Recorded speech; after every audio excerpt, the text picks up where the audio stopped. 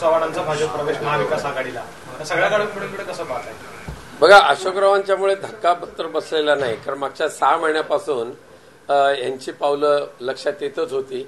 परंतु दुर्दैव काय की ज्यांचे वडील मुख्यमंत्री, ज्यांचे वडील गृहमंत्री, केंद्रीय मंत्री, ज्यांना स्वतःला 2-2 वेळा महाराष्ट्राचं मुख्यमंत्रीपद मिळालं, तरी त्यांना भाजपवासी का व्हावं लागलं? तर सध्याच्या ह्या केंद्रीय नेतृत्वाने ज्या पद्धतीने एकेका नेत्याच्या पाठीमागे शुक्लकाष्ठ लावलेलं आहे, वेगवेगळ्या चौकशा लावलेल्या आहेत आणि तुरुंगवासापासून वाचण्यासाठी भाजपवासी तात्पुरत्या टेम्पररी का होईना भाजपवासी झालेलं परवडेल अशी आता सर्वांनी मनस्थिती केलेली आहे.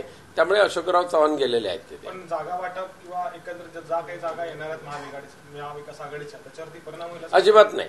पण काल परवापर्यंत प्रत्येक आघाडीच्या बैठकीमध्ये अशोकराव चव्हाण अग्रणी होते जागा वाटपाच्या बाबतीत, पण आज ते गेलेले आहेत.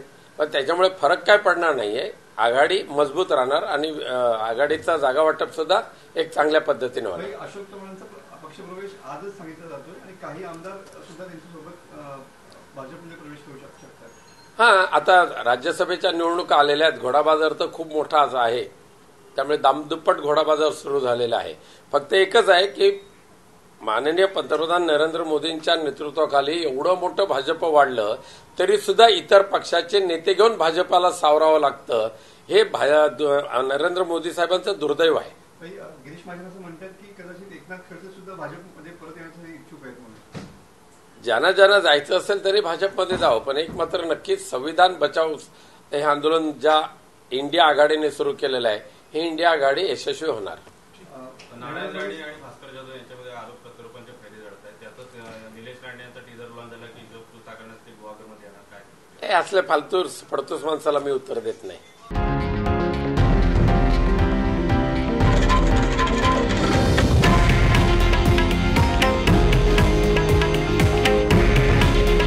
हे आहे देशातील नंबर 1 न्यूज नेटवर्क आणि आपण पाहत आहात TV9 मराठी. काळजी तुमची, हित महाराष्ट्राचं.